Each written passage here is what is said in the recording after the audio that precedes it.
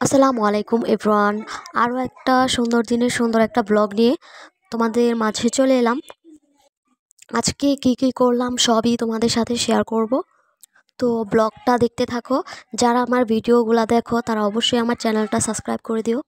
আর তোমাদের কাছে ভিডিওগুলো কেমন লাগে অবশ্যই কমেন্ট করে জানিয়ে দিও। তো সকাল সকাল নাস্তা বানাই নিতেছিলাম। রুবাইয়ারে নাস্তা খাওয়ায়া মাদ্রাসায় পাঠাবো, এই জন্য হচ্ছে সেই সহজ চাপটিটা বানাই নিতেছিলাম। এই চাপটিটা খুব সহজেই বানানো যায়, আর হচ্ছে সাথে কোনো সবজি তরকারিও হচ্ছে লাগে না। এই চাপটিটা যেহেতু আমি মশলা দিয়ে তৈরি করি, এই জন্য হচ্ছে কোনো সবজি লাগে না। এটা এমনিতেই খেতে অনেক বেশি মজা। তো এটা খেতে হবে গরম গরম, ঠান্ডা হলে ভালো লাগে না তেমন একটা, কিন্তু গরম গরম অনেক বেশি ভালো লাগে, কারণ গরম গরম একটু ক্রিস্পি থাকে। আর ঠান্ডা হয়ে গেলে ক্রিস্পিনেসটা চলে যায়, এর জন্য একটু ভালো লাগে না। তো এখন আমি ইদানিং এই চাপটিটাই হচ্ছে বানাই দিই সকাল সকাল, যেহেতু না হলে হচ্ছে রোবার মাদ্রাসার দেরি হয়ে যায়। তো এখানে আমি তাদের দুজনকে নাস্তা খাইয়ে এখন আমি খেয়ে নিচ্ছিলাম।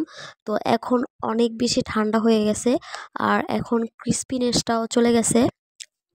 রুবাইয়া রিহানকে যখন নাস্তা খাওয়াই দিয়েছিলাম তখন গরম ছিল, তাতে রুবাইয়াকে খাওয়াইয়া মাদ্রাসায় পাঠায়া তারপর হচ্ছে আমি খাইতে বসছি, এর জন্য একটু ঠান্ডা হয়ে গেছে। তারপর আমি দুপুরের জন্য রান্না করে নিতেছিলাম এখানে গরুর মাংস। গরুর মাংসটা আমার প্রায় হয়ে এসেছে, কালারটা মাশাল্লাহ খুব সুন্দর লাগতেছিল। তারপর রুবার বাবা এখানে কিছু মাছ নিয়ে আসছে। তো এই মাছগুলো হচ্ছে ঝাটকা মাছ। তো এগুলা হচ্ছে আমি আঁশগুলা ছাড়িয়ে নিয়েছি, এখন এগুলো আমি ভালোভাবে কেটে নিব। এই প্রথম আমাদের এই ঝাটকা মাছটা নিয়ে আসছে, আর কোনো দিন আনে নাই। তারপর বিকেলের দিকে এখানে নিয়ে আসছে কলা।